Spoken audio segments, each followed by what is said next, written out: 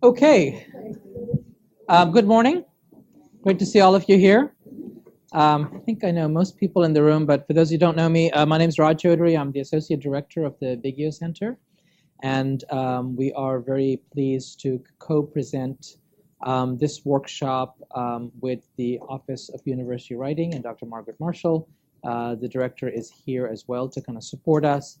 And later on, we're going to have a couple of visitors, a faculty presenter who's busy teaching right now, as well as somebody from IMG to also help up with some technical aspects. So this particular topic, the event today is our grading and rubrics in Canvas. I don't know why they put this map in here, but that's one of our last ones, I think, for this semester. We have a couple more events coming up. There is a sign-in sheet going around on a clipboard, so please do go ahead and sign in. Some people are in here because they're satisfying some requirements. Others, we'd love to have you on our mailing list just to keep you updated on various events. Just in terms of the other events, we have part 2 of our book group, Peer Review of Teaching, which has been actually very popular with lots of department heads and deans who came to the first part of that. People who are charged with an evaluation of teaching. Most of the time here in the Big Center, we're talking about formative assessment, looking at assessing an activity to give you feedback on how to improve yourself. But then department heads, of course, have to make some summative judgments about on evaluation of teaching. So they've been coming. And then on November 13th, which will be our last one for the year, MOOCs have been in the news quite a bit, and I've been playing in a couple of MOOCs over the last 6 months with one of these big companies that's come out of Stanford. And so it's more what is a MOOC, what are some features, what did I learn by being on the inside and being unable to complete all the work, all the stuff that happens in MOOCs. And so that'll be more of a sort of an open discussion, really, about thinking about this and actually exploring whether we want to try to do one of these at Auburn or not. Technologically, it's quite feasible, but it's the other kinds of logistics that are really the big issue there. So anyway, so those are some of the upcoming events. And let me just talk a little bit about today. So today, we are, let's go back to the home page right now. Today we're talking about rubrics, about grading, and about the implementation of rubrics in Canvas. These are our 3 main topics. And since rubrics is not a word I think I learned until I was like 10 years into my college teaching career. So for some of you it might be new. Some of you probably seen the word, not quite sure what to do with it. So we're going to start out with a little activity. Then Margaret's going to do a little introduction to get you guys motivated, setting up, thinking about the writing assignments and the use of rubrics in grading student writing. And then Dr. David Weaver is going to be here from Agronomy and Soils, and he's been doing this in his own classes. So he's going to talk about his experiences. And then I had asked people to bring their laptops, see a lot of laptops around. And then we're actually going to dive into Canvas and look at a couple of things. And some of you have received invitations. Yes, a fair number of you have received invitations. And so everybody should at least find a partner to work with in the last segment, okay? And then the most important thing, of course, is that there is lunch. Okay, this was actually, you had to register for this thing, so there was lunch. So we're going to do our little activity, and then while Margaret sets up, we'll go and get lunch, and then we'll set, how's that, Margaret? That work for you? Okay, did you want to say anything before we went any further? Or you? Okay, all right. Okay, all right, so I have some little baggies, so I'll send these. Take one, each person should be able to get one, yeah. Yes, absolutely. But you just need one of one color. Let's take like you want half of these and half then back half there? and then back there, exactly. Okay, and maybe mix them up here too, a couple. Okay, so give him a, there we go. Okay, and then maybe give Sretha another one. Yeah, and then we have some. I'm going to send these sheets around. And so grab a sheet that corresponds to your particular, so course design 2, if you have that, just grab that sheet. And if it's course design 1, grab one of these sheets. Right, the assessment sheet's coming by. There we go. Assessment. So if you have in your baggie, there is a little sticky note that has a title on it, course design 1, course design 2, or assessment. A sheet is coming by, okay, and then you should be able to so pick up the blue, yellow, or green sheet that matches your particular packet, your particular baggie of information. No, it's okay. Okay.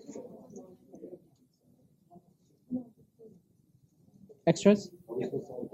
Just pick up one. Every person should have one bag and one sheet. And ideally, maybe the person next to you should have a different bag. Let me swap you out since you guys, and I'll get, okay, we'll swap you out. No, you only get one page. Okay, okay. There should be some other extra sheets coming by. Okay. Yes, you need a different sheet. You need course design 1. Do you have some more course design 1 sheets? Okay, it's coming. It's coming. Can we have the blue sheets coming around, please? Okay. So someone explain to me what this activity is. Shh. Okay, hold on. Sharon's saying something. All right, Sharon, go ahead. Statements into the boxes as to what you expect for doing your canvas or what you've done. Correct. Well, I'll swap you up then. You get this. Okay. So so everybody should be able to look at the little pieces of information in their packet. Okay, and then you all have a couple of criteria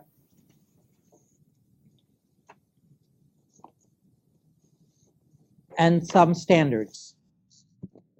So, for instance, let me grab one of the course design one has. We're short on the course design. Are there extra blue sheets around somewhere? Somebody get any extra blues? Seems like, okay, we didn't have enough blues. Okay, I'll just pick one. Okay, so there will be things like somebody with a blue sheet. What are your y-axis variables there? What's going down on the side? Okay, so 3 different things, right? Okay. You have 2 things. You have 2 things, okay? Then the yellow sheet people have learner engagement and technology use. And across the top, you have things like exemplary, accomplished, promising, and incomplete. Correct? So all of you have those categories across the top: exemplary, accomplished, promising, and incomplete. Okay? And then you have sort of different areas within which we're looking at those. So the game, so to speak, is to fit your descriptions, right? So you have you have empty boxes, and you should be able to fit these different descriptions of different levels of performance on these different criteria into the boxes. So this is a try by yourself, but then explain to your neighbor. Hopefully your neighbor has a different one. So first take your best shot at trying to fit those descriptions into the appropriate boxes. So you're looking at the order of them, you're looking at what the category seems to describe, and then turn to your neighbor and kind of, sort of justify to your neighbor how, maybe show them your sheet once it's assembled and justify to them, how you've put your thing together. Okay, so. Are you missing some? Yeah. Oh. Here, maybe you can cannibalize this one and get more. I'm sorry. Yeah.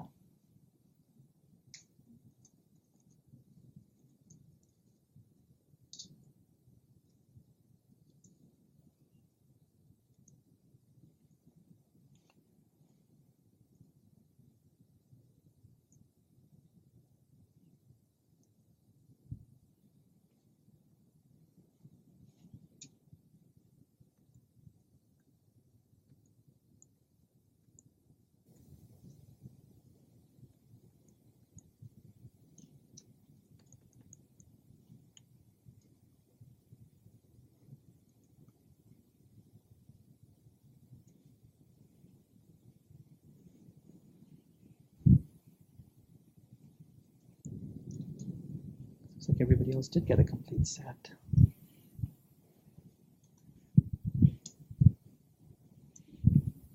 Okay, well done. Okay, all right. Oh, there's a bunch of blues over here.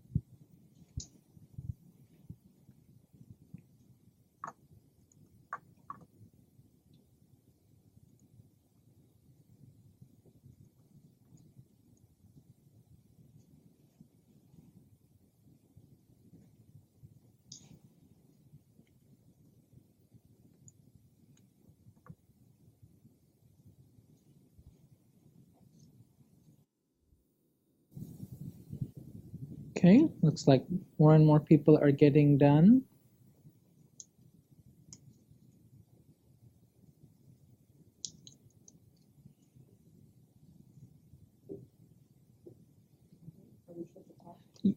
Go ahead, if you find somebody next to you who seems to be also done, go ahead and then kind of share. And if you want to be 2 or 3 of you, that's fine too. Okay. Leslie, since you have the same one as Durong, maybe you guys want to? And maybe all 3 of you? Nuruddin, okay? The 3 of you all had the blue sheet, so okay.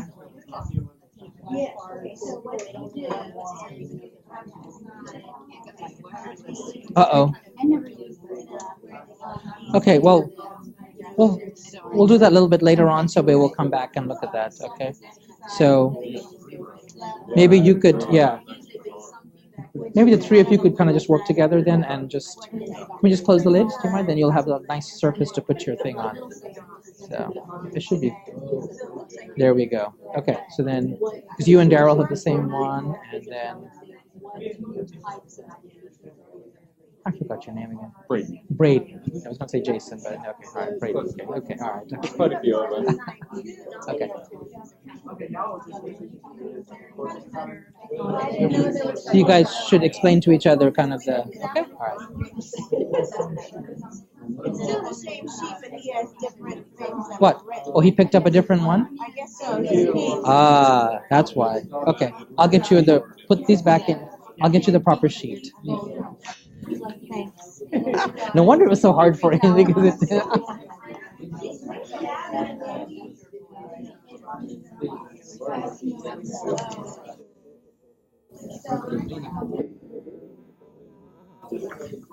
So you have 1 minute.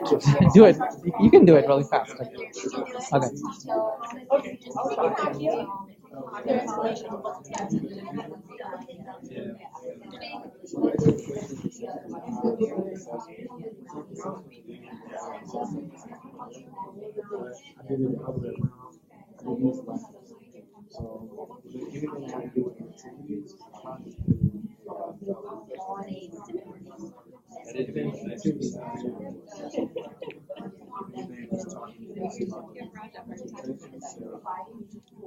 What? When you make the boxes different sizes, it's giveaway. It's a giveaway.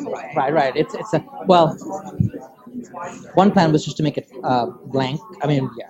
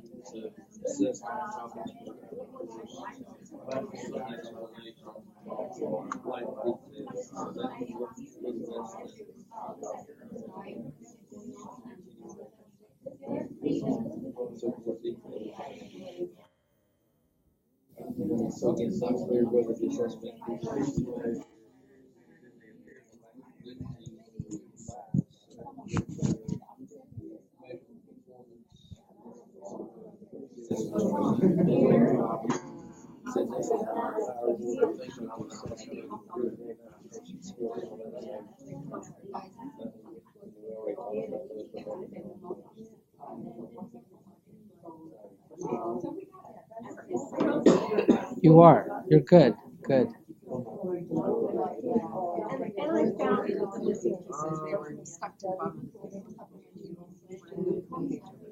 Okay, good, good, good. Electrostatics at work. I guess there's a good physics example there. Okay, good, good.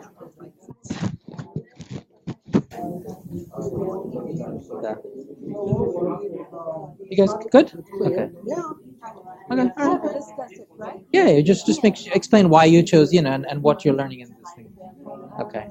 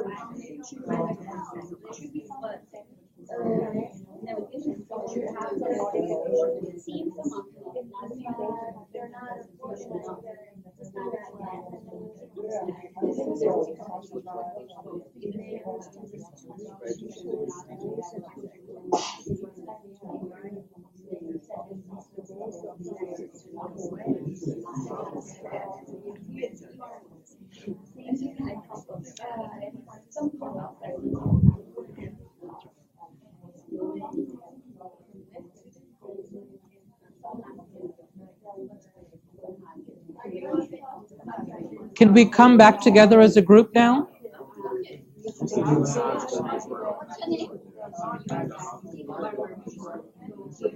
I guess not. Okay.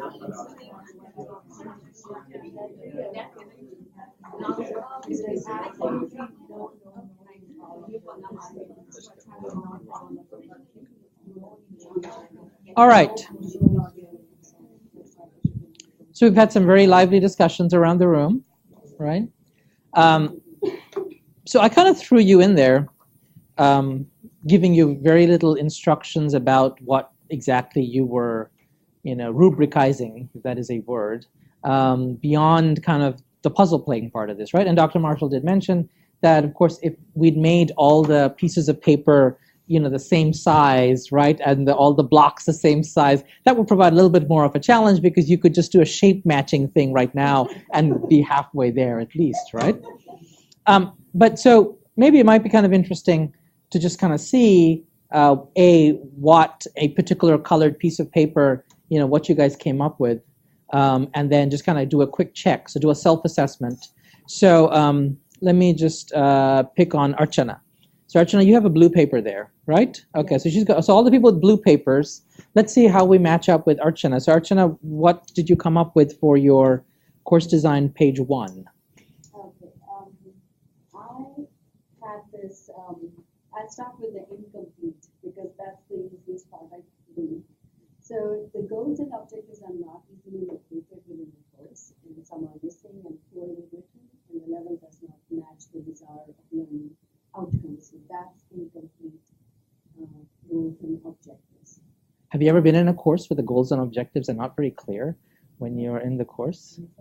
Mm-hmm. Yeah. Okay, all right. And then for promising, I said goals and objectives are not easily located within the course and not clearly written in measurable learning outcomes. Students may be unsure or expected. Although this sounds similar to incomplete, but it does not sound promising, and I couldn't put it in incomplete because the incomplete is already closely matches the Okay. promising, so I just put it, and assuming that the levels are exemplary is good and incomplete is bad. So That's how you arranged them. Okay. yeah, that's how Okay. I arranged them. So in the accomplished, I said goals and objectives are located within the course syllabus or individual learning units. Objectives are written to reflect the desired learning outcomes, although not all are written as measurable outcomes. Students have some understanding of what is expected of them. And then the last one is obviously the last. Exemplary, yeah. The last one is easily located, clearly written, Okay. and made available. So everything is positive in here. Okay. Okay. That's Okay. it. Okay. Let's for the next row. Let's go to a different corner of the room. Okay. Noor, did you have this same blue sheet? Okay. So what did you guys discuss back there? Well, I started with example. Okay. And the first one is content is made available on chunk and manageable segments. Okay. Presented in distinct learning units or module. Okay. Navigation is intuitive. Content flow in a logical progression. Content is presented using a variety of appropriate mechanisms, modules, single pages, external resources, RSS, material. Content is enhanced with visual and auditory example. Supplementary resources are made available for all students, of course. That's exemplary. Yeah. Sounds to you exemplary. And your group agreed with that? Yes. I agree. He actually worked on his. He worked on his one. Okay. Okay. Okay. Okay. Yeah. So just in the interest of time, give us a couple of key phrases in the other categories that indicated to you that they were clearly not exemplary. So for accomplished chunk, just like an exemplary, the content is chunk. But some exploring is required to determine Okay. the flow of content. Okay. That's good. Flow is not included. Okay. In promising, content is not chunk. Navigation is not included. Okay. Flow of content is unclear. Okay. And in incomplete, segments are overly large. Definitely not chunk. Mm-hmm. Navigation is only occasionally intuitive. That's the first of content is somewhat not easily determined. Design is not valid content. Supplementary resources may be available. Okay. Okay. All right. Other blue people kind of agree with on this? Okay. I Any? think I switched the last two Okay. because of maybe and the not. Okay. No auditory, no visual glasses, maybe have some. So maybe had some gives it a little promise. Okay, and no has like no promise. Very little promise. Very little promise. Okay. Okay. Okay. Let's get a couple. Sharon, with the green. No, let's go just course design 2 really quickly, and then we'll come back. So yellow sheets, right? Course design 2. We don't have that many yellow sheet people. So. Oh, yellow is assessment? No. Yellow is green's assessment. Oh, you did it on. Oh, you should have had a. Okay. Yellow sheets was your sheets over there. Okay. All right. Okay. Okay. The first one. Yeah. Just give us quickly. Yeah. For the example, the first one that I think it is the clear one. It is clear how the instruction strategies will enable students to reach. And what was your category? What are we looking at? What aspect of the course? Learner engagement. Learner engagement. Learner engagement. Learner engagement, and then I go from exemplary to incomplete. Okay. So the first one is in which it is clear how the instruction strategies will enable students to reach course goals and objectives. Course design includes guidance for learners to work with content in meaningful ways, and with examples also. Okay. Then there's higher order thinking, which is expected of the learners and explained with examples, models, visualized instructions, remedial activities. So I think this includes everything. Okay. Then accomplish is the one which has instructional strategies are designed to help students to reach course goals and objectives. Although this relationship may not be obvious to learners, guidance is provided, but to be provided with greater detail or depth. That's what I think is then accomplished. Because, I mean, the goal is accomplished. It's not very complete. Okay. Okay. And then the promising is one is in which it is not clear how the instruction strategies will help learners achieve Okay. those goals and objectives. Guidance in using course content may not be provided on a limited basis. Sorry, may only be provided Unlimited. on a Okay. limited basis. Okay. And higher order thinking is not required or encouraged. So, I mean, probably they just want to achieve whatever they want, and I don't know, nothing is provided very clearly. So that's why I Okay. think was Okay. the part. But the incomplete is one in which there's nothing at all. Instruction strategies do not provide students with skills needed to achieve course goals and objectives. Content is provided but is not clear. There are no supplementary resources. Okay. Lots of language there. Lots of no's, right? Lack. Okay. Okay. Okay.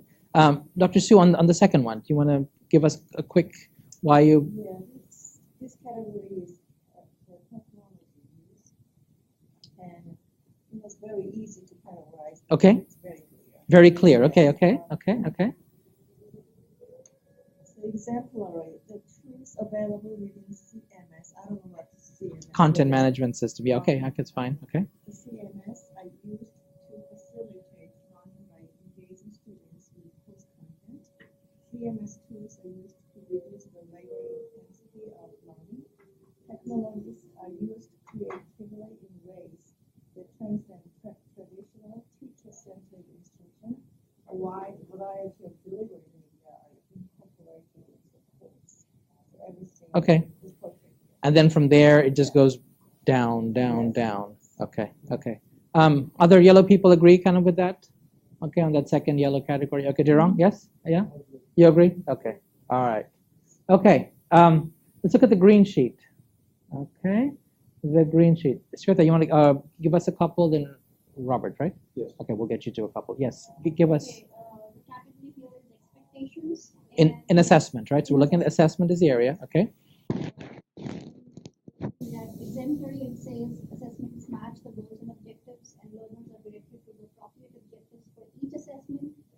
Rubrics and descriptive criteria for desired outcomes are provided. Ooh, rubrics. Okay. And models of good work may be shown, and instructions are clearly written with sufficient detail to ensure understanding. In accomplish, it's similar, but it goes down by a little bit. It says its instructions are written clearly with some detail.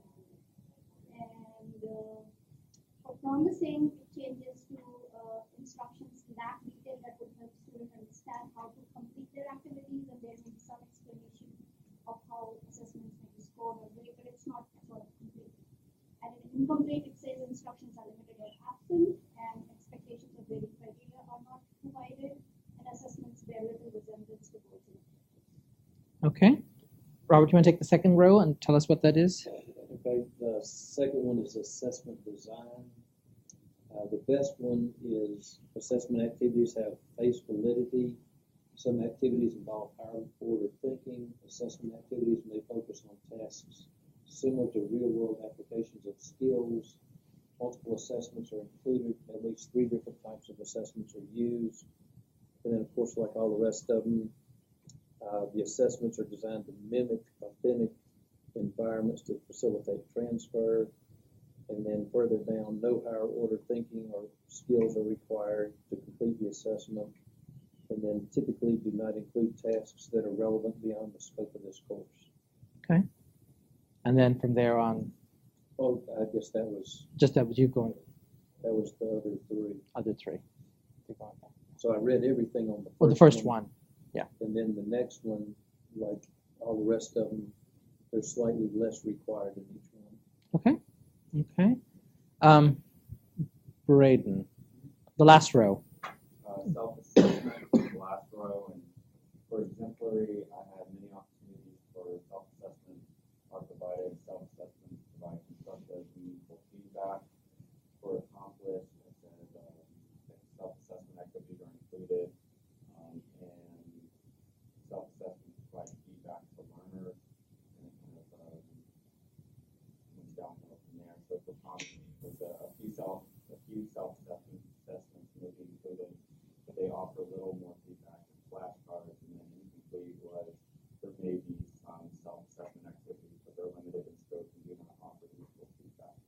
Okay. Others, Ryan, you kind of agree with this? I do. Yeah, yeah. Any other green people over there? Yes. Okay. All right. Okay, so what are the lessons out of it? Daryl, so what did you learn from all this stuff that you just heard about what rubrics are and just what they seem to indicate? Well, they have the different levels of completing, the different, whether you complete it all the way or part of the way or do the job or not. Okay, okay. And how would we characterize a course that had all those exemplary elements? Have we ever seen such a course? I'm sure I've never taught such a course which has all those elements that exemplary. But okay, okay. And what seems to be different in the language as we go from exemplary to accomplished to promising? Where would you want to start writing? Do you want to start at the incomplete level and write those kind of performance measures first and then go the other way, or do you want to start at exemplary? I think you got to start with I think you got to start with where you are and then try to move toward exemplary. Okay. So Okay. I don't think you want to start it incomplete. You No. like to start somewhere and then compare it to the level that we just looked at and decide what can I do to move to the next level. Okay. Has the exercise given you some verbs and way to express things to start thinking about how, rubric for whatever kind of task, right? This is for the design of an online course, right? But except for, some words like CMS, many of the things expressed in there could apply to any course, right? Really. This was a recycling job, I have to admit. I had this stack of papers from Blackboard that when we moved my offices, I found. I was like, wait a second, this would be a great way, because Margaret and I were talking about how do we get people thinking about rubrics. And if you haven't designed many kind of activities, I'm like, okay, let's just kind of get the words going and start thinking about how we're going to have these different categories. Okay. All right, if you will, kindly put all your little pieces of paper back in the appropriate baggie. Okay. I think this was a relative success. We'll do this again with some other groups sometime. Then somebody who knows the layout here, Imad, will show you to lunch, and then we'll get stuff set up. There are some vegetarian sandwiches, but so if you're not strictly vegetarian yourself, let the veggie people have a shot at those first, and then go in. And if you want to go lead the line, actually get something before we get going for you, or you'll wait. Okay, that's fine. Yeah. There should be enough food, so that's always a danger. So, okay, all right, okay. So, It's hard to eat and talk at the same time. so anyway, go ahead. So we just go Yes, grab some food and come back. Yeah, go grab some food and you can come back here. Because if you spill, you'll spill on your own computer, so it's no problem. Okay, so I'm going to first give a little pitch for the kinds of things that my office does. We will help you with things like assignment design or rubric design, or you've got a stack of papers and now you're trying to figure out how to comment on them. Those are things that my office regularly does. If you need that kind of help or support, or if you know somebody else in your department who's struggling with an assignment, that's my responsibility. If you're wanting to do something with your students in class that has to do with writing, like you want to try to do a peer review activity, or you want to try to help students understand what the criteria is, then my colleague Travis Adams, who is responsible for the Writing Center, will come and work with you to do a workshop with your students. So if it has to do with students, it's Travis. If it has to do with faculty side, it's me. So as I was saying a minute ago, my focus here is really on the writing component of a course, but I think some of the same principles apply no matter what kind of assignment you're trying to give and how you're going to help make that assignment clear to students. Early in my career, I hate to admit that I would make these great assignments and then I would get the papers and then I would go, oh my God, this was a terrible assignment. And I'd want to start all over again.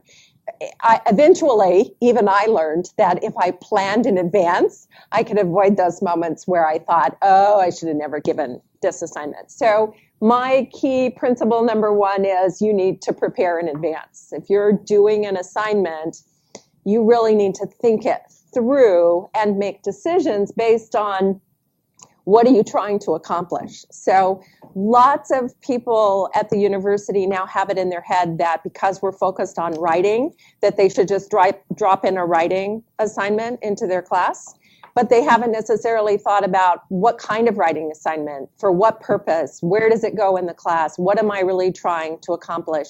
Is this a writing to learn so that I just help students learn the content and I really don't care about what the formal aspects of the writing are? Or am I trying to teach some form of writing that's really important in my discipline? And so it really is important that students learn the conventions and that I grade the writing. So deciding in advance what kind of assignment you want for the objectives that you have. Deciding how you can make your assignment clear and engaging. We all know that writing activities are one way that students can become more engaged in a course simply because they spend more focused attention on the content because you're making them write about it. So automatically a writing assignment can be more engaging, but if it feels to the student like busy work, or if it feels like it's added on at the end of the semester and you don't really care about it, or if you haven't structured it so that they can actually be successful in doing that assignment, it can generate a lot of frustration for them and a lot of extra work for you without actually helping your objectives. So you need to think and craft carefully. It won't surprise you that nationwide, when students are asked if their assignments are generally clear, they say not so much. When faculty are asked if they give clear assignments, they say absolutely, right? So there's a disconnect between what we think is clear and what students think is clear. I think one of the reasons for that is that we give lots of extra information in class orally that we think of as part of the assignment. But students don't necessarily think of all those oral instructions as part of the assignment. So if you're giving them a written assignment sheet, that's what they're thinking of as the assignment. And unless you connect it very overtly, okay, now I'm going to tell you a few more things about that assignment. Get out your assignment sheet, make some notes, add this in. All that oral information that you're giving, right over their head and they forget about it. So the assignment, the written assignment sheet needs to be clear, and you need to think very carefully about when and how you would supplement that. Crafting the assignment. And the criteria matter, and that's really what this workshop is about. What are the things that you're going to put down the side here that capture what you think is important about the assignment? So I've seen grading rubrics or checklists that list all kinds of fine details, like all the words are spelled correctly, the margins are 1 inch wide, the header is correct, and you end up with a list of a gazillion things. But what was really important about that assignment was I wanted you to do some critical thinking, or I wanted you to really get into the literature and do a summary. But you haven't represented that in the kind of criteria that you give to students. So thinking about what criteria matter, and again, this goes back to if I'm doing a writing to learn activity, maybe it doesn't matter what the margins are. Maybe it doesn't matter that they use MLA or APA citation style if what I'm trying to get them to do is to put the content into their own words. So you need to match the criteria with the objectives of the assignment. There's also nothing magical or set in stone about 4 categories versus 3 categories versus 5 categories. We've all seen rubrics with all of those. At some point, if you get 7 or 8 categories, you're probably making such fine gradations that it doesn't really make any sense and you won't be consistent with it. 3 is pretty common in my experience, but 4 also works and it matches up nicely to ABCD. Most of us at the university level are interested in having students do higher order thinking. But lots of assignments that I see actually are asking students just to remember something or understand it. So they're staying down here at the lower levels, repeating what the textbook says, or putting it in your own words, rather than applying it or thinking critically about it. So hopefully, as you're thinking about the criteria and you're matching it to your assignments, you're also pushing the criteria up into that language of evaluation and analysis and critical thinking. Okay. I think this is helpful. You tell me. People in my field talk about writing activities, any writing activity, as having these 4 overlapping domains of knowledge. What we mean by that is it's not enough to know the content that you're going to write about. That's what we usually focus on. I want you to write a paper about fill in the blank, whatever this course is, right? But students, if in a formal piece of writing, students need to understand what the genre is. What does it mean to write a lab report versus an essay versus a term paper versus something else? And those terms that we use, write a paper, aren't always clear to students, especially if they're still in the stage of their career where they're moving from one kind of course to another. So what I mean by an essay in English may not be what a political science professor means by essay. So helping students to understand the genre of the discourse community that you're asking them to function in, right, in your discipline. The rhetorical situation means the interaction between who's the audience for this piece? What's the purpose for writing it? What's that form that I want it to come in? And what's the essential content that needs to be there? The interaction of those elements is the rhetorical situation. Often when we ask students to write a paper, the implied audience is me, the instructor. But I already know this information, probably. I already know the genre, probably. There's nothing for the student to do but to talk to just me and try to sound like me, and that's not usually very successful. So if I can craft a rhetorical situation where students would actually need to convey this information to someone else, it's more likely that they will learn to take those elements and make them work in a piece of writing. So write a paper not for me, who already knows this stuff. Write this information for a public audience that needs to know, I don't know, how to protect their trees in a storm, picking on forestry here. Write this information about communicable diseases for a public service announcement, right? Then students have a real audience in mind, a real purpose for writing, and they're still demonstrating to you that they know the information. And finally, writing processes. You will be surprised at how, no you won't. Students often write the paper at the last minute.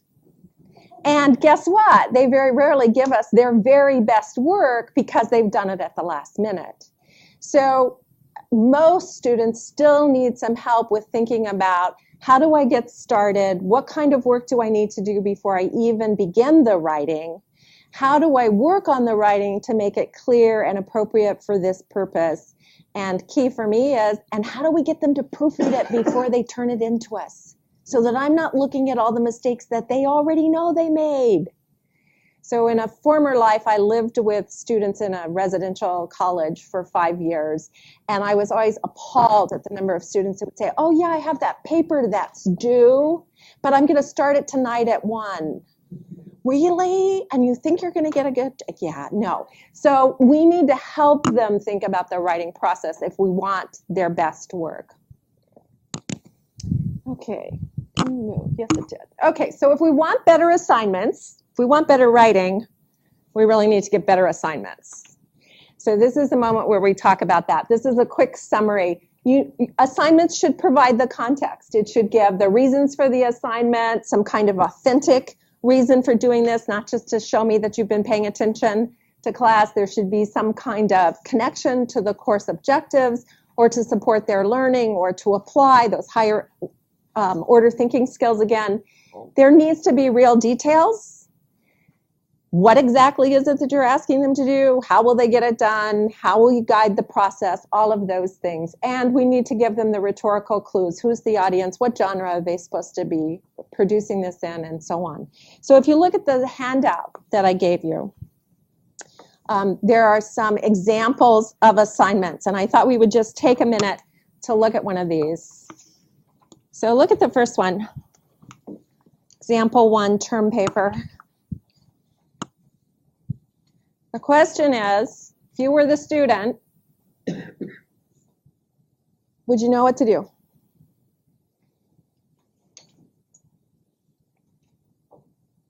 Anybody?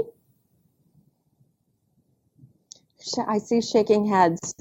What's the problem? What, okay, so even if we filled in the, imagine this is in a particular course, okay? Your course, what's your course? I know, but what's your major? Okay, so something that we've been talking about in mechanical engineering, right? Write a paper about mechanical engineering, and these are the instructions that you're given. Why are you shaking your head? Why? Oh, it's huge. Yeah, okay, all right. Narrow it down for me.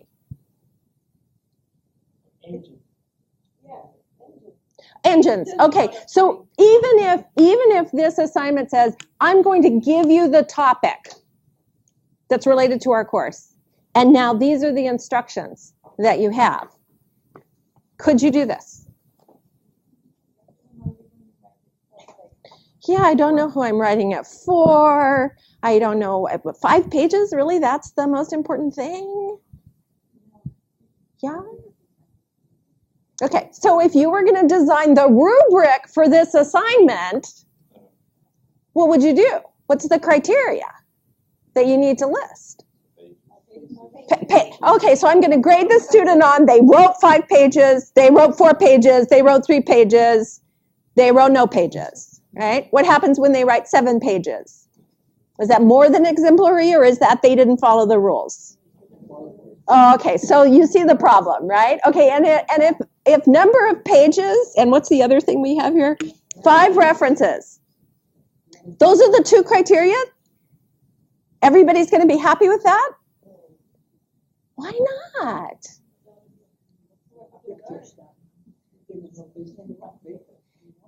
Yeah, why do you want it? What are you really trying to do? And really, we're not going to grade the student on just the number of pages and that they used 5 references. We're going to grade it on, yeah, those are 5 references that you've misunderstood, or that you didn't summarize accurately, or that you didn't weave into your own argument. So we often give students assignments like this when really in the back of our head we have a whole different set of criteria that we know we're going to use to grade them on, and we don't tell them that.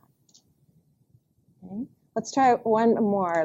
Let's do it in groups. So this group over here is going to do example 2, and this group over here is going to do example 3, and this group back there is going to do example 4, and you guys can pick whatever group, whatever assignment you want. Okay, you have 5 minutes to talk about these assignments. How would you change it in order to have clearer criteria?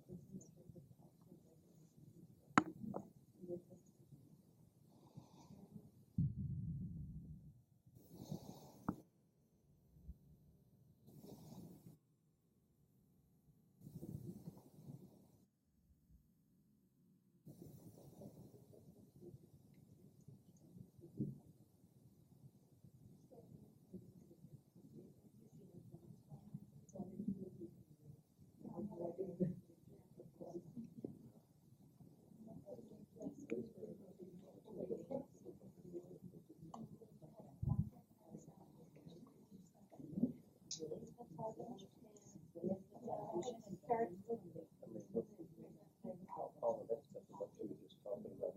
Superfluous. What we're really looking for is how to show control influence. So we got way too many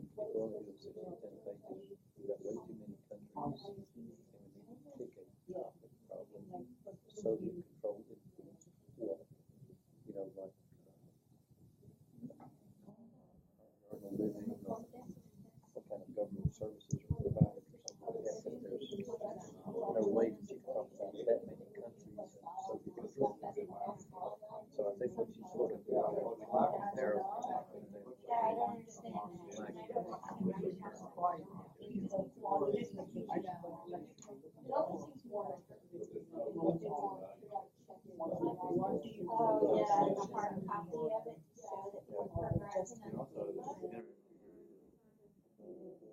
graded on the form. Oh, yeah, it's a computer, and then, Yeah. it should be separated. Yeah, it's a different, this is the, So it should say something like address the following topics or something like that. I guess I'm not sure. I mean, these should be obvious directions. What do you want to hear? So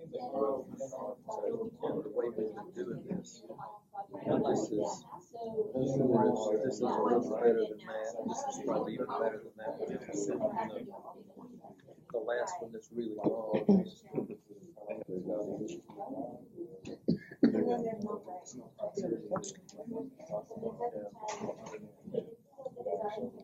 Okay, I'm going to stop you in the interest of time. I know I hear lots of talk, so I imagine we could go on for a long, long time about these. Quickly summarizing. Number 2.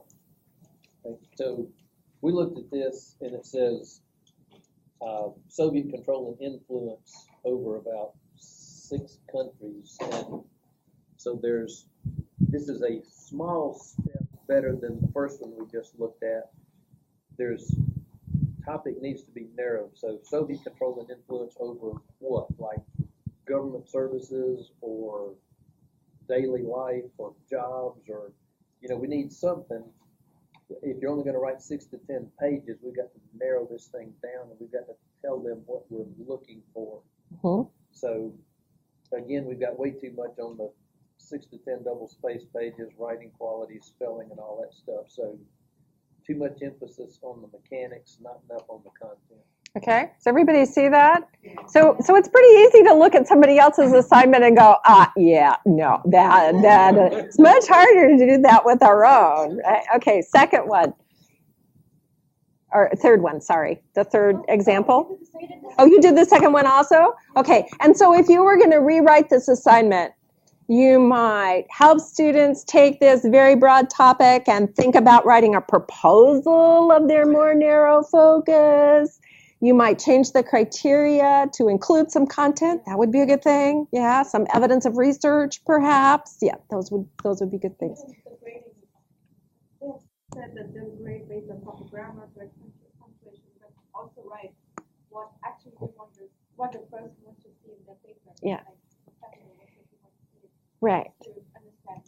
So if you were when you're creating a rubric like this for a writing assignment, if you find yourself separating out all those different mechanical things, you should know that you can clump them all together and make it standard written English, appropriate for academic discourse, everything in one, right? Don't get yourself trapped into counting the number of spelling mistakes or the number of comma errors. It'll drive you nuts. And it isn't really that helpful to students either.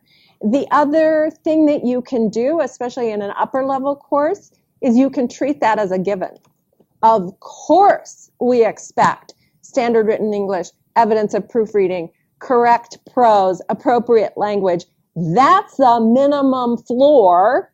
Everything else is what I'm grading you for. If you don't give me the minimum floor, you're getting it back, and I'm going to ask you to proofread this. And now I'll grade it, right?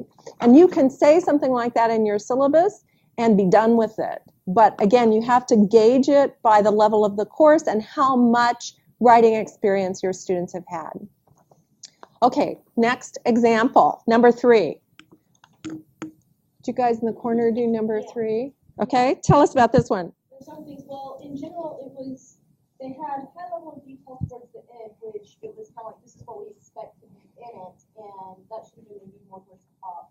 It's also pretty ambiguous as to what all should be in this. They want you to have, all of your articles that you've read in a notebook, but then they say, you should turn in this paper now, and you'll have a final project that you turn in later. So what exactly are they looking for? Because they list everything in this one assignment. Right. There's nothing about who the audience should be. There's no due dates for components if that's what they're trying to get across to the students. And in general, there is a decent amount of ambiguity in there. No information about wide enough to get the point across, that should be in there. As opposed to nothing. Okay, and so if you were writing the criteria based on this, what would you think the criteria is? Okay, so this is trap number 3. You know, it's really difficult. It's really difficult. We said that she referred to that at the beginning. It sounds like the bottom part of it gives the components that are important to the final report, but then it's not split out into what's important. Okay, so again, if you were designing the rubric for this, one trap is to write introduction, next part, next part, next part. Really? Are you going to give everybody different evaluation based on these sections, which you've already told them that the paper has to have? Probably not. You're probably looking that those sections are actually, the content is appropriate for that section, right? So a lab report is a really common example of this. Students often struggle with, does this go in the methods section, or does it go in the review of the literature section, or does it go in my findings section? They have to learn what goes in those sections. Appropriate content for the section can be your criteria. You're not going to list every separate one. Right? And there's still other things, that it really is a market report, that it really does so show some level of research, right? Those would be the kinds of criteria that you would use. Okay, last one over here somewhere.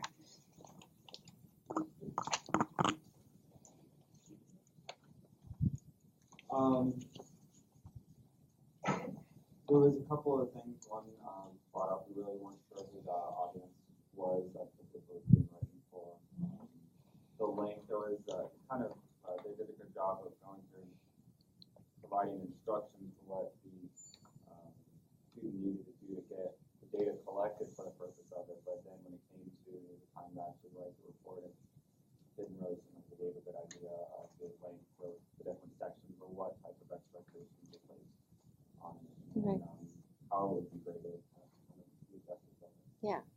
So again, this is one where you could easily imagine the trap is each section is getting a grade, but it probably doesn't really match your objectives to do that. Okay? Other comments or observations as you look at these as a whole and you think about those kind of key principles? It's really easy to write out something that looks really detailed and still have it be too ambiguous for your students. Because looking at this, you'd be like, oh, this looks great. It's half a page. Clearly they know everything, but there's plenty of problems with it. Yeah. Other observations? Okay. Yeah. Area that just related to this that are, especially since we have a lot of science and engineering, especially the grad students here, one of the things that you guys will be doing, and faculty, science engineering faculty as well, when you write grant proposals, right? One of the big things that comes up is that, okay, how will the grant proposal be evaluated? And so the people who are writing the RFPs, request for proposals, I have personally found there's lots of times when the same kind of lack of clarity exists in terms of what are they really looking for and what are the criteria that your grant proposal is ultimately judged against. And so even in this, in another area of writing, of course, if you're producing a 15 to 20 page piece of paper to address those criteria, there's big dollar values attached to that. You don't understand what the criteria are. So it's a place where I know it's how hard it is to write these things. Right, right. Assignments are actually quite hard to write, I think, and yet most of us don't spend the kind of time writing assignments, and we don't use the same processes that we use when we write our research. We don't ask a peer to look at our assignment and give us feedback, but we wouldn't think of sending out a journal article without having it read by somebody, right? Even if all they're doing is checking to make sure that I didn't make any typographical mistakes, which I did in this one.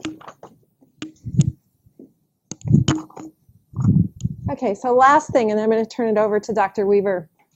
And there are ways that you can involve students in generating the rubric and thinking about the criteria in trying to make it more concrete to them. Because if you just give them a criteria sheet, right, and they go, yeah, but you haven't really had the conversation about what that means, about what clear goals and objectives are, or course design, or any of those other kinds of key terms, what those are in relationship to this assignment, they may still not understand. So one of the things that you can do is to give them the rubric and have them do peer review so that they're actually using the rubric to offer comments to one another. Right?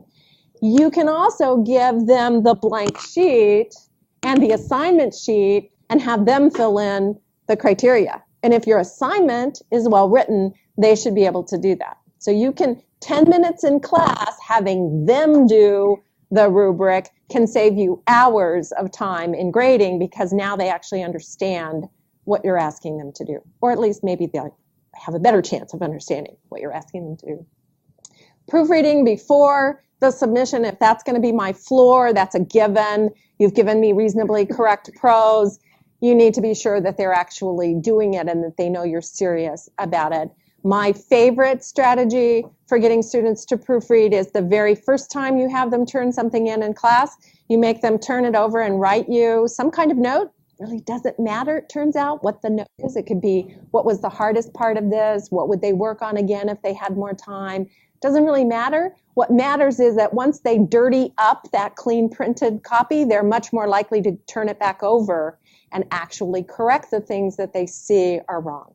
Took me about 20 years to figure that one out, but it works. If you ask them just to proofread and it's still a clean copy, they're very reluctant to actually dirty up the page. Make them dirty it up in advance, and then you'll get proofread copies.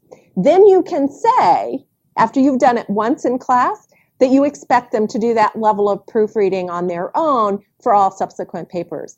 And usually, professors have told me that that works, that the proofreading that they get from students actually increases because you've signaled that that's important, it's an expectation.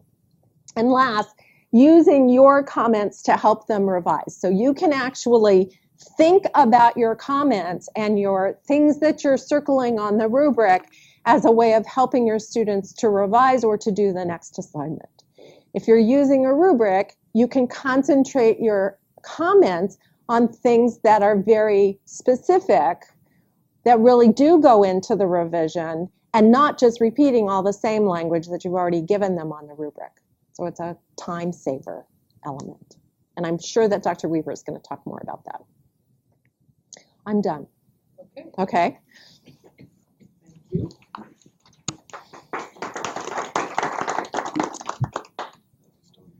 That's okay. I'm going to take this into the back because I need to go get my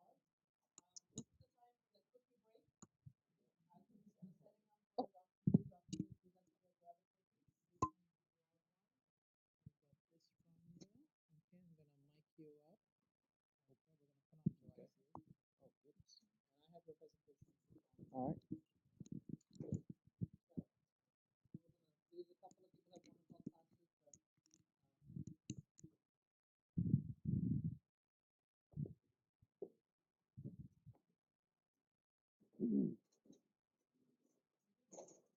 This thing ends at 1:30. Okay. I'll try to get through it as quickly as I can.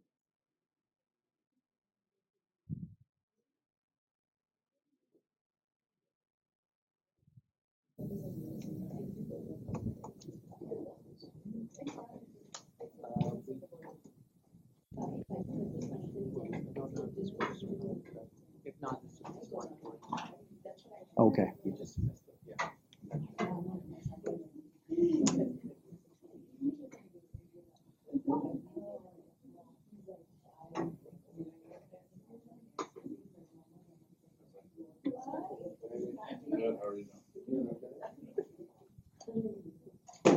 We have copies of your presentation. Okay. Actually, I did some editing. Okay. Okay. So I changed some things, but either way, I mean, it's all, we're going to have it's going to be such a short time anyway. We don't really have time to do a lot of stuff.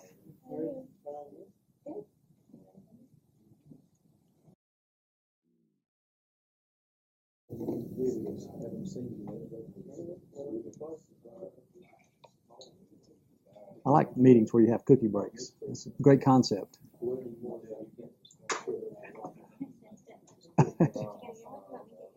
No. I got to talk. I can't be talking with cookie in my mouth. Sure you can.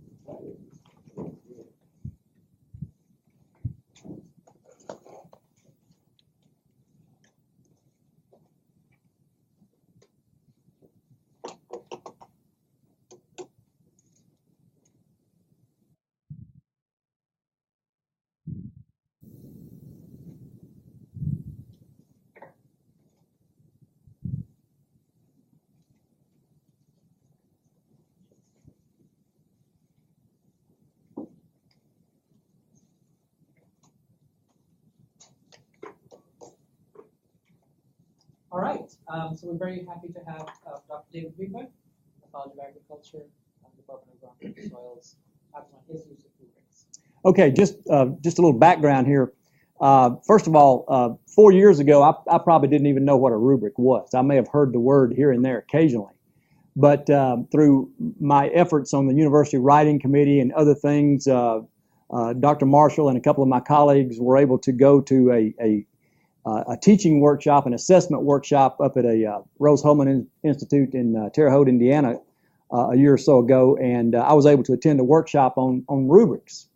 And basically what I'm doing is giving you what I learned at that workshop. It was a couple hours long, actually, trying to give you a brief presentation of what we covered in that 2-hour presentation over the next 20 minutes or so. And also, Margaret, in her presentation, gave you a lot of the same ideas that I'm going to be giving you now. So there'll be a little bit of repetition, a little bit of overlap. But hopefully you'll be able to pick up a couple of new ideas and a couple of new things about using rubrics in your class and how to use rubrics, how useful they can be to you as we go through this presentation. This is titled Using Rubrics to Assess Student Writing, but actually we use rubrics to assess a lot of different things. This particular presentation was designed as part of a writing workshop. That's the reason we have the particular title that we do.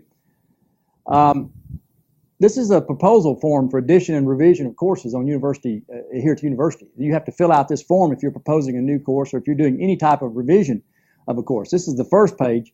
And on the second page, you'll notice as you go down through here, there's a little thing here, item number 19, called Rubric and Grading Scale. And, so the idea here is that you've got to, what they probably mean here is just, so what are your criteria for grading the course? You got to have that kind of stuff. So you have to have some sort of a rubric in mind just to design a course and to present a course to the University Curriculum Committee. So, just a brief overview now of what I'm going to be talking about for the next few minutes or so. What is a rubric? Where does the word rubric come from anyway? Anybody know? It's actually derived from the same word that the word read is derived from. Because normally the way we think about things is when we want to really emphasize something or give direction to something, we put something in red. We write in red on a paper. And so it comes from that same idea. We want to give very clear steps, very clear instructions, and we want to emphasize, these are the points we want to emphasize in our evaluation of the student. What is a rubric? How do they help? I think you've heard some of that already. How do I use one? And last but not least, of course, is how do I develop one? These are the topics that we're going to try to cover. What is a rubric? That's the first question we'd like to answer here. A rubric, of course, is a tool for assessing performance. It makes it a lot easier to assess student performance. It lists the criteria important for evaluation. I think you've all seen in Margaret's presentation how important it is that the student know how you're going to evaluate their work. And last but not least, it designates among levels of performance. This will become particularly useful to you a little bit later on. A rubric, for the definition of a rubric. If we designed a rubric that would say whether we have adequately defined a rubric or not, this is what we're talking about here.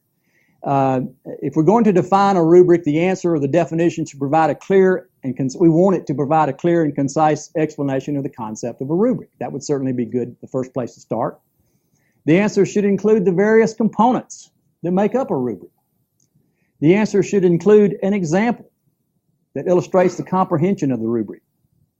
The example should be complete, provide the necessary context to aid the reader's comprehension of rubric. So those are the things that we want a definition of a rubric to do. And we can put that in rubric form here, listing here, over here in this column, the task. What is the task? To define a rubric. That's the task we have in mind here, defining of a rubric.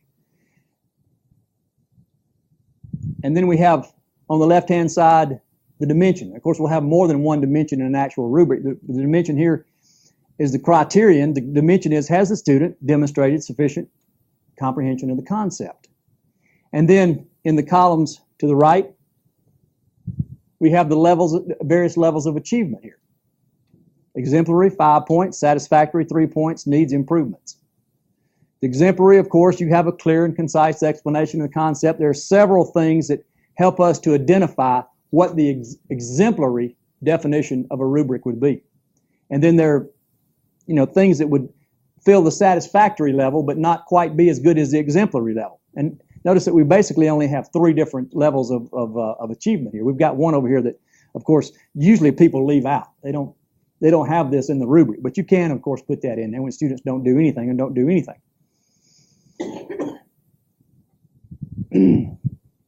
How do rubrics help the instructor? Well, I am the living proof. I have learned in teaching my own class how much time a rubric can save, and I'm so glad that I learned how to do this. It forces the criteria for success in the class. What you, as an instructor, and the thing that I always struggle with is I want my students to succeed. There's nothing more in the world that I want than for my students to do exactly what I want them to do. And a rubric helps them understand what it is that I want them to do. And when they understand that, they will generally perform most of the time at the level that you expect. Grading is more objective, consistent, and defensible. This is a key thing also. When you're grading a stack of papers, and you start at the top, you've got a set thing in your mind probably that you want this assignment to have. And as you go through and you get closer and closer to the bottom of the stack and you realize that nobody's meeting these objectives, you start changing your grading criteria. So that somebody that's at the top may be getting graded tougher than those at the bottom. Or it might be vice versa for some reason. You don't know. But the idea is that not only do you want your grading to be objective and consistent, but it better be defensible, because I can guarantee you, if you do not grade a paper, the student, or an assignment, the way the student feels like they should be graded, they're going to come back and talk to you about it. And if you've got that rubric that you can hold up and say, look, here's what I was expecting for this particular evaluation criteria, then you're much more able to, defend your position in giving the student a particular grade. And of course, grading is more efficient. It becomes a whole lot easier to grade when you have that rubric as part of your assignment. There are many examples I could give of this, but having to write the same comment on a paper 15 times out of 20 assignments is no fun, especially if you're writing it all out in longhand. If you can, again, point to a rubric that has what you need and what you're trying to have that student accomplish, then it's much easier and much more efficient to get your work done. So rubrics can definitely help the instructor. Rubrics help the student. Students are focused on grades, and they will perform if they know what it is that you want. That's one of the hardest things here is communicating. I think Margaret demonstrated that, is communicating to the student what it is that you want. As she said, students feel that instructors do not give clear instructions. Instructors feel that they give very clear instructions. So making the student aware of the expected standards, as long as they know what it is, they'll perform most of the time at the level that you expect. Student can use the rubric for self-assessment when they've got that score sheet that tells them what they need to have in a particular assignment. And it provides descriptive feedback. It tells the students what it is that they're supposed to be doing, very clearly and very succinctly, and what levels they need to do to get the grade that they want. And when do you want to use rubrics? Well, most of the time, a lot of the time, rubrics are focused on writing assignments, but you can use a rubric for anything. You can use a rubric for lab reports. You can use a rubric for homework. You can even use rubrics for grant proposals. And if granting agencies use rubrics more often, they might get better grant proposals submitted to them, and you'd certainly have hopefully a better chance of succeeding. So you want to use rubrics anytime your assignment is susceptible to subjective grading, which unless you're given multiple choice questions or true false, you're going to be susceptible to subjective grading. And of course, we all know that those types of assignments, multiple choice, true false, and these types of things, do not encourage critical thinking students. They encourage memorization and the things there at the bottom level of that pyramid that Margaret showed. You can use rubrics for one instructor, but even better is if you're teaching a course that has multiple instructors, such as courses with multiple lab sections. One of the last things you want is for one lab instructor to be grading more difficulty or grading at a higher level of performance than another instructor. You want your students to complain about something, have two students from two different lab sections come and say, we did the same thing, but we got two different grades here. Explain that to me. That's not as likely to happen here if you're using rubrics, because anybody, I'll try to show you an example of this in just a few minutes. Now, this is an example that I was going to show, as a matter of fact, and I'm going to pass this out right quick. I know that Raj has got some. This is a simple thing, but just take a look at it for a minute. Those of you who are in biology might understand this, but the whole purpose of this whole thing is to show what the students are assigned to do here. They're given a problem to work, and it happens to be a problem in molecular genetics. And then you see on the second page here, you've got two different student responses, example 1 and example 2. I'll give you time to peruse those just a minute. And if you look at those two responses, if you understand the question or don't understand the question, it really doesn't matter. If you look at those two responses, they don't look really, both of them look pretty good to me if I don't utilize a rubric. I mean, they both look like the student has answered the question. And of course, if the student has no rubric to go by, the student wouldn't understand that both of these answers would not be equally acceptable.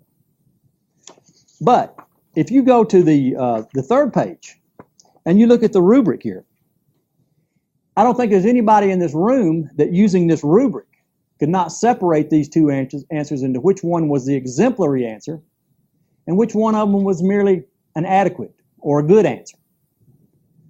And so I think even if you don't know something about a subject, if you're given a rubric to follow, you can evaluate the work that the student is doing. So, that's, I think, one of the key things about rubrics.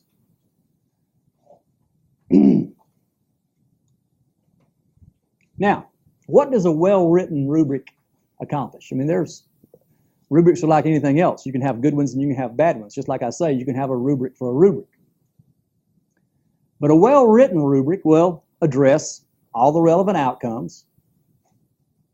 More importantly, it will define the standards by which the student's going to be evaluated. It'll be easy to understand. You don't want to make your rubric complicated. You want to make it something that's too difficult to read. And it will yield consistent results. If your rubric will do all four of these things, then you have a well-written rubric, and you probably get an exemplary for the grading of your rubric. So in developing a rubric, the things you want to do are to identify the learning outcomes. Identify the things that you want the students to take away from whatever subject or situation that they're in. Develop ranking descriptors.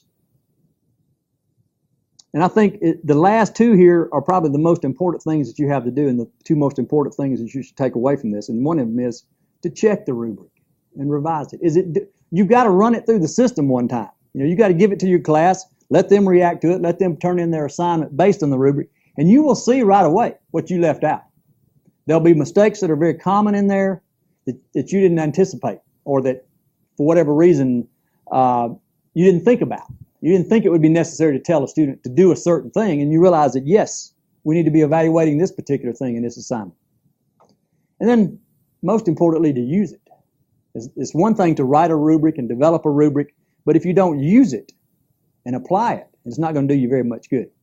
But my experience has been, I've used the rubric in my the writing assignment for my course, my upper level course, for the past 2 years since I started doing this, and I've already gone through several revisions of the rubric, and I'm still revising the thing. I'm still changing and updating it according to student input.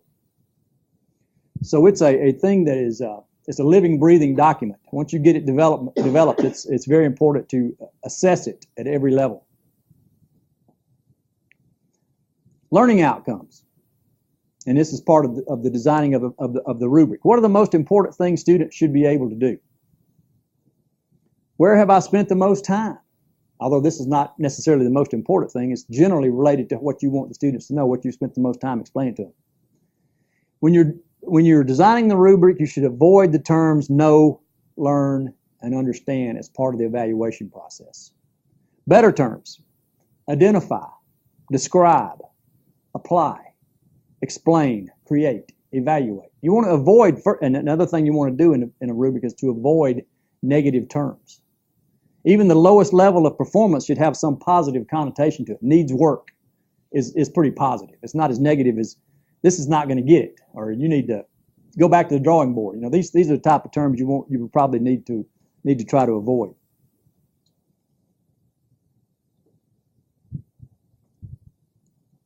Ranking descriptors. When you're using these ranking descriptors, there are several, you've got to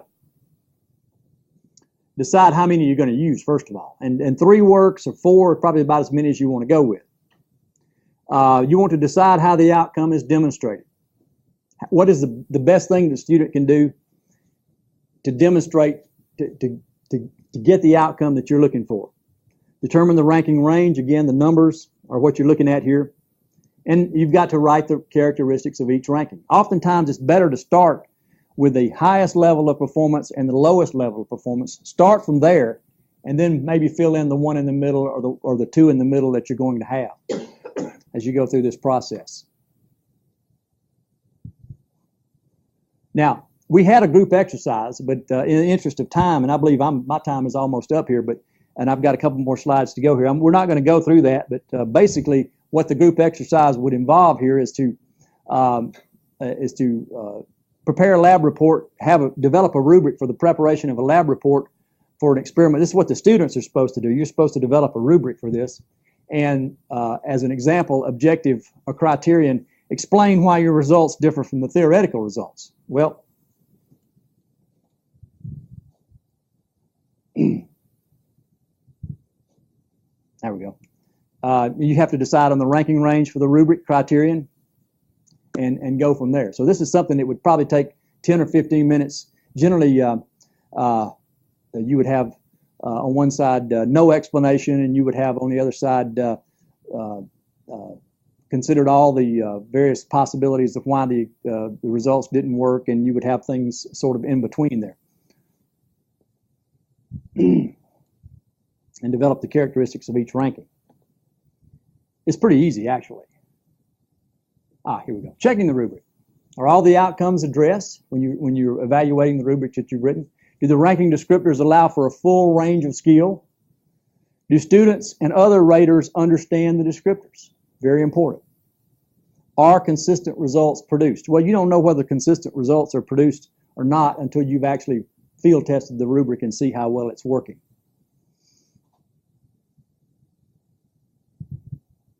Now, when would you use rubrics? Well, they can be used in almost any situation where you're having students do any kind of work. Coursework, this would be essays and lab reports, projects, presentations, visual presentations, oral presentations. Program assessment, we do program assessments all the time. We very rarely ever use rubrics, at least it's been my experience. I'm hoping that'll become more common. Grant proposals, awards. You do a lot of work to turn in your documentation to try to receive an award, and they're certainly not going to give you a rubric up front, but if you're using a rubric to help evaluate those award nominees, it would make it a whole lot easier. Rarely do we have those either to work with. There's a book, an excellent book, Introduction to Rubrics. I brought a copy of it here. I want to read you just a little section of it here because it's pretty interesting. And that is, answer the question, do I need a rubric? Okay, I'm sure most of you by now probably are able to answer that question, but there's several criteria here. And if you can say yes to 3 of these things that I'm going to ask, then you need a rubric. Number 1, you're getting carpal tunnel syndrome from writing the same comments on every student paper. I'm sure you've all been there. Number 2, it's 3 a.m. The stack of papers on your desk is fast approaching the ceiling. You're already 4 weeks behind in your grading, and it's clear that you won't be finishing it tonight. Number 3, students often complain that they cannot read the notes you labored so long to produce. Number 4, you've graded all your papers and worry that the last ones were graded slightly different from the first ones. You know that's going to happen if you don't have a rubric. Number 5, you want students to complete a complex assignment that integrates all the work over the term and are not sure how to communicate all the varied expectations easily and clearly. Number 6, you want students to develop the ability to reflect on ill-structured problems, but you aren't sure how to clearly communicate that to them. Number 7, you give a carefully planned assignment that you never used before, and to your surprise, it takes the whole class period to explain it to your students. Number 8, you give a long narrative description of the assignment in the syllabus, but the students continually ask 2 to 3 questions per class about your expectations. I know I've done that. I've given assignments to students and they'll come ask me the same questions, different students, same questions all day long. You're spending long periods of time on the phone with the writing center or other tutorial services because the students you sent there are clearly unable to explain the assignments or expectations clearly. You work with your colleagues and collaborate on designing the same assignments for different courses, yet you wonder if your grading scales are different. You've sometimes been disappointed by whole assignments because all or most of your class turned out to be unaware of academic expectations so basic that you neglected to mention them. For example, the need for citations or page numbers. You've worked very hard to explain the complex end-of-term paper, yet students are starting to regard you as an enemy, out to trick them with incomprehensible assignments. Last but not least, you're starting to wonder if they're right.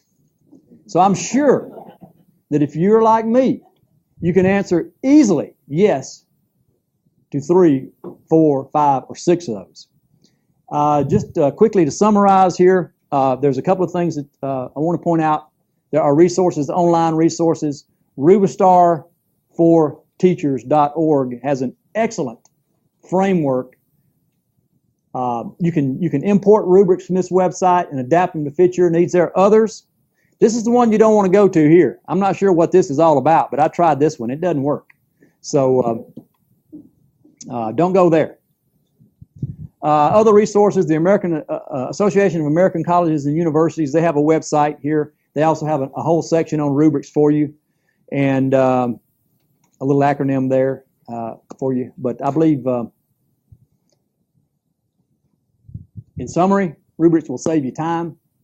They'll help your students improve their work, make grading consistent, help you identify what you want the students to learn, not what you want to teach.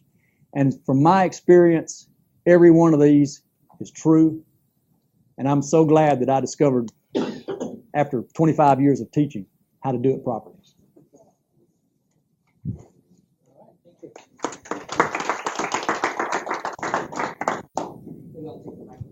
Oh, yeah. Okay. I know you have lots of questions, but you'll have to catch David later with the responses to those. So we had the word Canvas in the title of our presentation, of our PDS today. We have just under 20 minutes left. So I do want to just kind of dive in a little bit and with some expert guidance from Brandon, kind of talk a little bit about that. Brandon, do you want to just say a couple things about what you guys have upcoming and just... I have a sign up here. Okay, absolutely. Okay. We actually have one on rubrics coming up in the next is October and November. If I knew I was going to be recorded, I would have wore a tie, so that's okay. You're off camera where you are. Oh, that's perfect. There you go. Yeah. See the voice.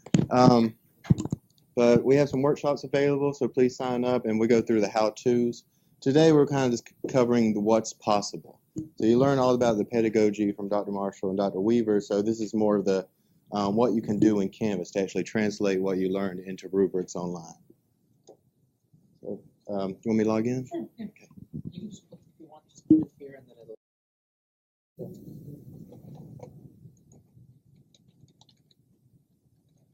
So the technical part, right, of this actually doing it in Canvas is not that hard. Okay. And so the hardest part is this front end stuff, right? Thinking about what is it that I want to do, how do I write the criterion, you know, what do I want to evaluate in this form? And you've seen a lot of examples of that, so hopefully, you know, your minds are primed and ready, and then we'll be able to show you some stuff. Okay. All right. So first thing you do is create an assignment, and then here's a rubric I've added. So let's use SpeedGrader. I use the test student to submit an assignment, and it's just the Word file that's being passed around. But I've attached a rubric to this assignment. So your TAs can do this, you can do this. Once you get your rubric attached, which we'll go over in just a few minutes, you click the View Rubric button, and this is a poor rubric because it focuses on spelling and grammar.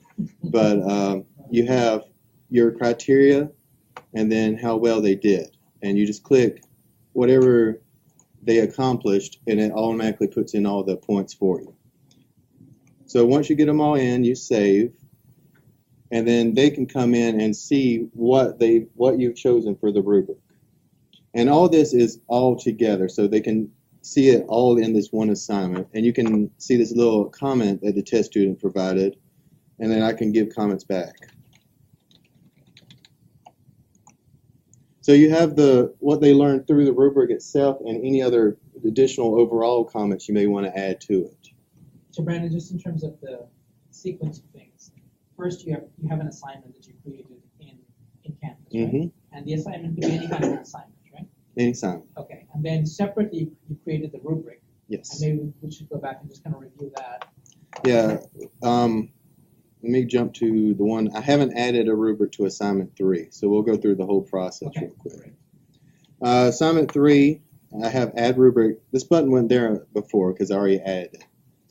So I add rubric, and then it pops in a default rubric. So I can name it whatever I want, and these rubrics can be used over and over again for assignments. In fact, I can click Find a Rubric, and then it'll list all my other rubrics I've already created. Now, this is one of the things that actually David brought out, that if people are working and then, let's say we might have a bunch of TAs here, or there's a faculty member who coordinates multiple sections, you could then create a rubric and share it across multiple sections. This is where it should run. Kind of, yeah. It's not, they haven't got that functionality perfect yet, but there are ways to get rubrics into multiple sections, okay? You can copy content from one course to another, and that will pull in the rubrics, and you can actually uncheck everything so the rubrics is the only thing copied. So it won't mess up any content if you're trying to help another instructor with a rubric. So we can help you get it up there, but it's not as simple as just like click here and then boop, it's there. The other rubric I had, and I'll just show you real quick. Yeah, I'll show it to you in a moment. So I could find it if I wanted to use the same rubric for multiple assignments. If I wanted to create a rubric from scratch, you give it a title, some rubric, that works well, and then you have your criterion on the left. So we can use our poured rubric again and say grammar or whatever, and then we can add our marks as needed. So 2 marks, and if we click the little pencil or the little line, see how it splits up? So that's how you can add your multiple dimensions and the kind of how well they do. You can rename these and give content. So instead of just saying this isn't very good, you can actually say what's missing, what can be improved, and what needs to be added. The points are automatically divided between them all, but you can control the point distribution if you want. So if you know, the difference between a 10 and 8 and then maybe a 5 if there's a big discrepancy between them. You can add other criterion, and you just keep going on and on how many you need. These are all the rows that we were seeing in the sample rubrics that we were looking at, and then these are all the columns, right? Mm-hmm. Yep. And the other one I was going to show, but I can show real quick here, is you can also do free form comments. So you'll have the criteria and the point values, but you can actually, when you're grading, type in whatever you want them to say. And in fact, let me bounce over here real quick. In assignment 2, I have that set up, and when you're doing the speed grader, it's just a URL the student submitted. When I do the rubric with that, I can type in my comments. Oops. And as Dr. Weaver said, if you have one that you use over and over again, you can check that and it'll be saved for you. So you don't have to type it in every time. So you can either put in all your criteria first or kind of put in the criteria and then add the comments as you go. And then you would add comments, but then in this case also give points. Points value, because there's no breakdown of the different values. You have to actually type it in. So I could put a 4. Now, can you have a rubric where there are no points, and all you give them is just comments like you were exemplary, you were satisfied, exemplary, proficient, accomplished. We had our 4 categories were exemplary, accomplished, promising, and hopeless. Try again. Yeah. Okay. No, right here, what I have highlighted, that needs to be checked if you want to do grading. If you don't check that, then the rubric is there, but that does not affect the overall score. So rubric for Canvas means, rubric for grading, all in one sentence, and Canvas means there's numbers associated, right? So grading, only you say the word grading, that means there has to be a point value? Either way, Okay. But if you don't check that, and what I learned this because I was trying to figure out why it wasn't working quite right. Assignment 1, I had out of 100. I did not have that box checked, and it was still out of 100. Once I checked this box, use this rubric for grading, it changed to 15. I see. Because it was using this rubric for the actual score. So you can use it as just kind of, here's what I'm looking at. It's especially great for like drafts or things like that. Or you can use it actually to get the final score as well. But then this will not put it, if you don't check that, it won't put it in the grade book. Is that correct? If you don't check that, let me find my grade here. It won't affect this score here. So you'll have your rubrics here, but this score does not change. You actually have to manually type the final score. And then that's it. And then you create your rubric, and then you can use it over and over again in your course, in multiple courses, just by hitting the Find a Rubric button. So then the rubric, suppose let's give it some somewhat unique name, some rubric, 2012. 2012, and then you click Create Rubric. Okay. So then under your usernames, if you go into a different course or a different assignment even? Not in the same course, it'll show up. It's not attached to usernames. It's attached to the course. It's attached to the course. So that's how, if you want to copy it to a different course, you can actually copy the content from, this is my demo course to another course, and that will bring the rubrics over. So the nice thing is the professor can create the rubric and give it to the TAs. The TAs can all, because it's in the course, the TAs in the course can access the professor's rubric then to do the grading. Especially for lab sections, you can cross-list all your labs together, use one rubric, and then doesn't matter if it's TA in section 1 or section 4, they still all have the same rubric. That makes sense? That's a real advantage in terms of, yeah. Those good forms that always have the same number of columns or all the different criteria. I'm going to let one of the other doctors answer that. Margaret? Typically, but I can imagine a situation where because you're weighting one of the criteria more heavily than the other, that maybe there is that big of a range And that, The and word that, is like very easy to have to do the same column here. It's flexible. Not just that fourth one. I mean, just here because the way he just Yes. yeah. So technically, you could right. Yeah, technically. The tool allows it very easily to do that, but probably you don't want to do that because then otherwise matching it up with like what's exemplary, right? I mean, this is the hard work, right? Yes. Figure out what's exemplary, and then exemplary should be exemplary across. You want to carry that across the different. Well, maybe you don't have three. Maybe it's just a yes or a no. You either have it or you don't. Then you don't need an exemplary in order. And so, yeah, I like the fact that you can. But then I haven't had an education for it. So. But I like the idea that you don't have to have, because you can assign points differently if you have it way easier. And it depends on what you're using the criteria for. Like, grammar, it could be a yes or no kind of thing. While when you go into the actual content, you may want more of a difference between exemplary and needs work. But then even if you put the points in the rubric, you have to put it on top, right? If Like that is what it is. no, you only have to put it in top if you don't check this. So when we are going to speak gradient, Mhm. when we are grading the assignment, Mhm. even if we grade it according to the rubric, we still have to put the final points on top, right? Mm-mm. He's going to check it and resave this. See, if you and check watch this it box, that updates it. And I don't have an submission in this course, but Okay. Yeah. yeah, let me get into this one here.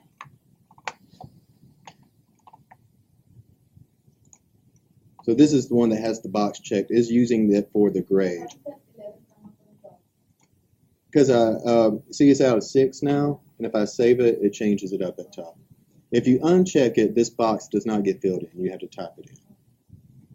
So they let you control if you want the rubric to be the grading or a rubric kind of a guidance. So that's kind of the basics. That's just what's possible in Canvas. We won't have time to really go into how to create them all. But now that you have the pedagogy behind it, then feel free to sign up for one of our workshops and we'll go into the technological side of it. Any You questions? could actually just for practice take, one that Dr. Weaver gave you and just kind of put it in, and you can see how relatively easy it would be. Just because you can, and the nice thing is that the box allows you to edit everything, right? So if we wanted to just go, it's called criteria, this is called criterion, okay? And then, the ratings, we could have our exemplary, accomplished, etc., those categories that we looked at earlier, like those rating systems, and then all the different criteria. For the course design one, we had learner engagement, use of technology, and assessment. We had those different ones. Each one of those would appear, and it's very easy to just edit the name. Right? You would just click here. Could we just change that to learner engagement? And if you want the longer description, you could have a longer description. Because if this is related, if one of your courses is related to something in the major for accreditation or something, there might be more text in there that you want to put in. Yes? I have one question for you, Dr. Marshall. Is there some point at which you break those up to the number of points where you're like defeating the purpose of this? Is there an optimal 4?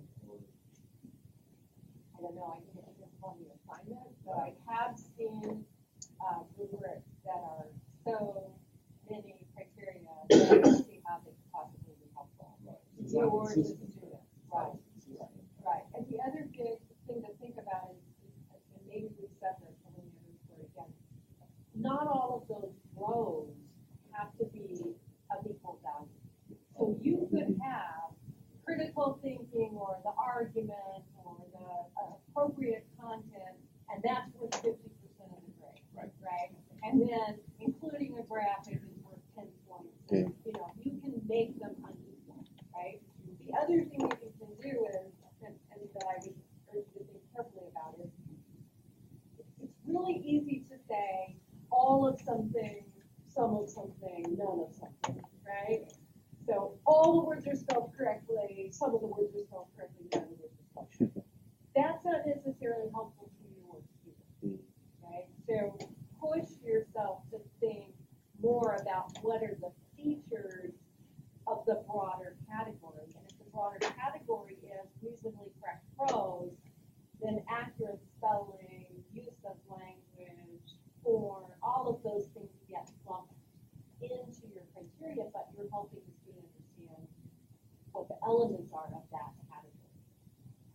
And you remember, when we were discussing the examples from Blackboard, they talked about navigation, but manageable chunks, that were a whole bunch of aspects that were brought up, which would relate to that.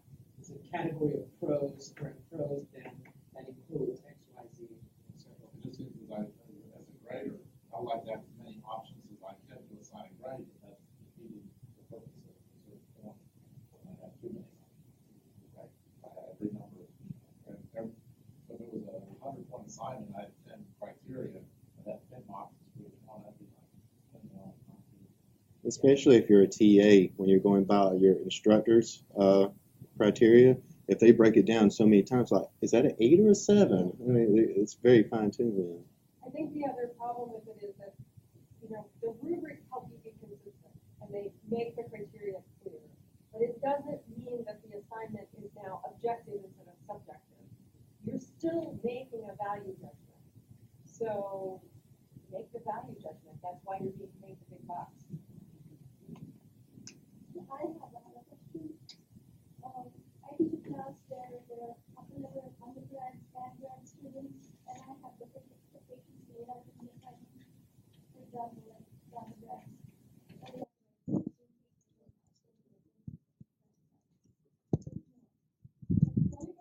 Most difficult to grade using the same rubric or whatever criteria I have in mind. So should I have 2 rubrics for 2 sets of students? What I do right now is just physically stack them separately and grade them, at a go. So I know comparatively what to do, but I'm kind of lost over there. Yeah, that makes sense to me that you would have 2 different rubrics to represent the different levels, unless your assignment lends itself to lumping it together. For example, you could say appropriate references for the level of the course that you're taking, right? So now I might know then, and I might help students understand that the graduate level expectation is this, and the undergraduate level expectation is that. But frankly, that sounds like more work to me. So I would do 2 rubrics. This actually might be very interesting. David showed the new proposal on course revision form. Again, part of that there is justification for graduate credit. And I think putting that we were actually going to develop different levels of rubrics would be, I think, I've been on all these committees lately. I think it would be well accepted by the committee because They still want to see it, though. they want to see it. No, UCC would want to see those. no, I think they would want to see it. But actually, even getting at that level, I'm talking about GCC. Often this issue comes up. Why is this a graduate course? And sometimes the justifications are, well, this is graduate level material, and or if it's a course where there's undergrads and grads, that becomes an issue. But I think explicitly saying that this is one of the ways in which you're going to differentiate, that would really, I think, be a strength of a proposal like that. Yeah, I think so. Are there any, I know there was a website up there, there's sample rubrics out there that we could look at language that The value help us rubrics develop. that Dr. Weaver showed you, there's actually a link to that on the writing initiatives faculty resources, but it's also at the AACU. And they have value rubrics for lots of things, for mathematics, for writing, for critical thinking, for creativity, for all kinds of stuff. So that's one place to go. And the Rubistar is the other one. You put in the kind of project that you're asking students to do and the discipline, and it will generate a rubric for you, and then you can go in and edit it to make it more specific to what you're doing. And you can't import that into Canvas, and you can always copy and paste the rubric.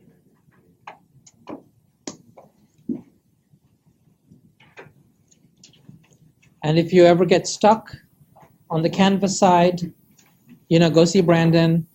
If you get stuck at the other side, which is I think almost the harder side, go see Dr. Marshall. And I'll just provide the cookies in between. How's that? Okay. So we have a green evaluation form. If you'll just please pull those out. You can just leave them turned over on the table. That's fine. If any of you are interested in course design, if you'd like the Blackboard document, I could send this to you. Okay, had all that good stuff in it. Maybe we'll make that part of our Panopto archive. And we're trying to archive all of our presentations. So we'll probably try to figure out how to best make all of this, into one Panopto archive and then provide that as well. Okay. So, thank you all for coming. Sorry I didn't get as much time to dive into Canvas, but I think with Brandon's help, we got to the essence of it. It's not that hard, actually. That's the nice part about it. Have an assignment, click on Add a Rubric button, and then you can type in the rest of the spreadsheet. Okay? And away you go. Brandon, thank you. All right, thank you all.